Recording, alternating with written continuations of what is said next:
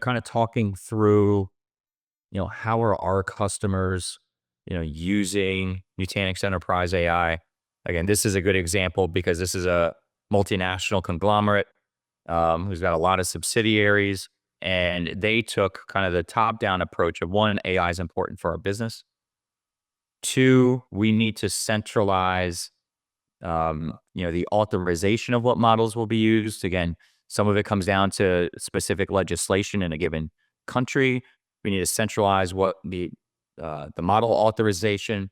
We need to centralize model serving, and then we also want to start building out, reports to understand AI adoption across, different lines of business within each portfolio company. So they took the approach where they're going to spin up an endpoint and go back to that Llama 3 model example. They're going to spin up a Llama 3 endpoint for each line of business within each subsidiary so they can understand, wow, why is HR at this subsidiary using AI exponentially more than anybody else across the portfolio? And, again, I've shared this before, but oftentimes we see AI adoption not just tied to how good is a solution technically, but how much engagement and enablement occurred with the end users of the AI solution. And again, technology is a really important part of this, but having end user outreach or employee outreach is, I would say, equally important to make sure that people are comfortable using it. They're going to have questions. They're going to look for guidance on how do I use this most efficiently or effectively. Again, it's just a really good opportunity to engage the end users. And so as let's start to come to a wrap here and we get some Q&A. Again, large language model deployment, in a private cloud environment is certainly something we're seeing a ton of. Enterprise search, digital assistants, chatbots, all extremely popular no matter what vertical an organization is in. We will start to see experimentation with agentic AI. Maybe folks will start to use kind of low risk existing processes to test agentic AI this year. Again, now the technology is available. Most of these models are on Hugging Face, so we can start to experiment in, the comfort and confines of our own, private cloud or multi-cloud environment.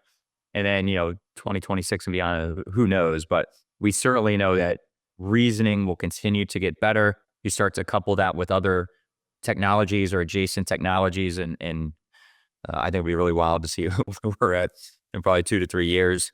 We're here to help everyone on their journey. We've learned a lot ourselves, even over the last year. I'm in probably 5 or 6 customer conversations a day, a couple of project kickoffs every week. Happy to share what we've seen work, things we've seen not work so well. And again, please consider us as you continue to build out your AI infrastructure to give you that centralized command and control over the models that, you're going to allow your organization to use. And maybe with that, Brian, we could open it up to Q&A. I'll stop sharing. Yeah, there's one question in the chat there. Jason, is this charge in views or license per user? Oh, good question. So Nutanix Enterprise AI is licensed by the CPU cores where it's running and the amount of memory in the GPUs that we're using to serve up models. So it's an interesting question to me because most licensed models for AI products are around consumption. How many tokens are we using? How many calls, API calls are we making? And to me, okay, that makes sense, but it potentially stifles my desire or my ability to prototype or our organization's ability to prototype. We want people asking all kinds of questions, learn all kinds of things. So we've even got customers that are running Nutanix Enterprise AI up in their AWS tenancy, serving up a model that they then give to their users just so they don't have to worry about how many tokens are we going to use. So yeah, great question. Well, there's no other. Actually, here's another one that just popped in. For Enterprise AI, can we run this in a single physical server setup? Since it's based on Kubernetes, most customers will run this on a 3-node setup. So they've got the Kubernetes management nodes running and then the worker nodes running.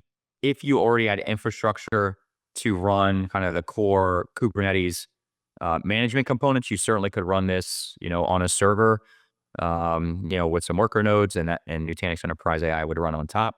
Certainly possible. The most common kind of configuration we see is very reminiscent of what we saw in VDI days, where people were standing up new clusters, small clusters, but let's stand this up. And it's a unique workload with semi-exotic requirements. So we're going to go stand up this new cluster with some GPUs, and we'll scale out as we're successful. But you can certainly bite it off small too. Outstanding. Well, when I look across the attendee, obviously I see a lot of them that we've had. Some people we've had some discussions with. So, Jason, I'll phrase it like this: what do you see as there's a lot of people at different stages with this topic. If so, I'm going to kind of phrase it out in three different ways, and maybe you can give us three different answers. If I'm completely new to this topic, what is a great starting spot to come off of this as a next step? We know that it's relevant. We know that it's going to be applicable in the next basically 6 months to year to 6 to 18 months. So that's the first one. The second one is that we've already waded into this. What is that logical next step for me? And the other ones is that we're already deploying some stuff. Where can Nutanix come alongside us? All a great three-pronged question.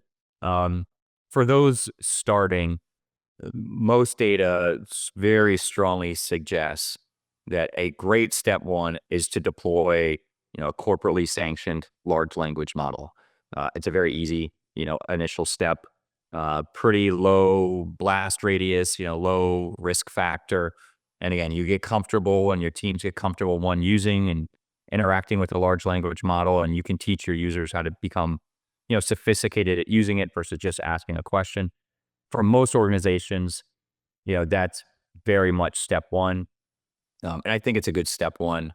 For those that are already along the journey a little bit, they've already got maybe their own internal GPT stood up. I would encourage you to, if you don't have a specific business challenge in mind, look at your business processes that have been documented over the last decade and start to think through, where could we potentially transform this process through the application of AI. Again, organization doing RPA for a very long time, or process mining. So there's a lot of really good documentation in most organizations that exists for their business processes. And again, alongside Choice, we're happy to, run one of these types of process identification workshops as well. But it's a really great place to look. For those that have been doing it, maybe they've already stood up enterprise search. Maybe they've got a chat bot or two or three. Where we see those types of organizations, starting to look, is this world of agentic AI. It's like, all right, how do we think through stitching together all of the models our organizations likely going to want to use over the coming years? How do we wrap that in governance?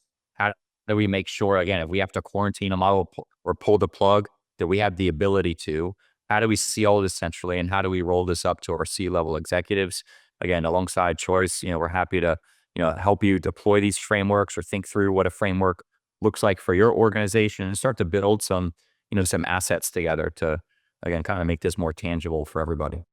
So it is safe to say is that if we're in the first group, would potentially like an AI workshop with Choice and Nutanix, would that be a great first step just to kind of further go from this conversation to start unpacking it?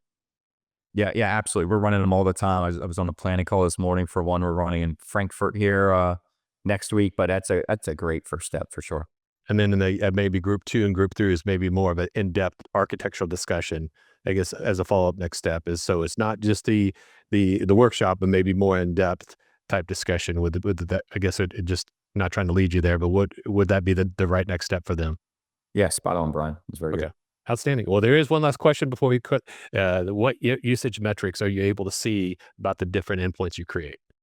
Yeah, so the primary metric is number of calls. So we've seen some customers do some interesting stuff with this data. Again, if you think at a C level, where the CEO's got to report to the board on, where are we on our AI journey or our AI strategy. We've got a couple of customers that are taking that endpoint consumption data and then extrapolating that into percentage of users or percentage of adoption for a particular line of business, turning that into a pretty PDF or a pretty PowerPoint presentation, and then rolling that up to C staff. That's the primary metric. We continue to add in other metrics, but that's the one most people are interested in is, right, how many calls are coming, or how many calls are coming from unique users or applications, so we can understand kind of the breadth of, consumption for that particular model. Outstanding, outstanding. And Jason, we appreciate your time today. And I guess what I would just challenge that, like I said, I know some of you are customers of Nutanix, and we appreciate the partnership. Some of you are new. Understand that in these discussions, we're going to be talking about platforms. So we're not talking about products. We're not here to sell you something bigger, better, faster, like I alluded to earlier. It's really is coming alongside you, and that's the thing that Choice loves about the platform is that like I said, any hypervisor, any hardware, any cloud scaler is that we're talking about, whether we're talking about unified storage, whether we're talking about AI, whether we're talking about that modernized data center, or whether talking about private public cloud integration, it's the platform discussion. And so I think that where's the best place for us to start? And I think Jason kind of even talked about business processes. We'd also say is what is in the budget this year and where can we start as you're trying to modernize and as you're trying to work through some of these more strategic discussions around AI, or how do we help empower and engage the business?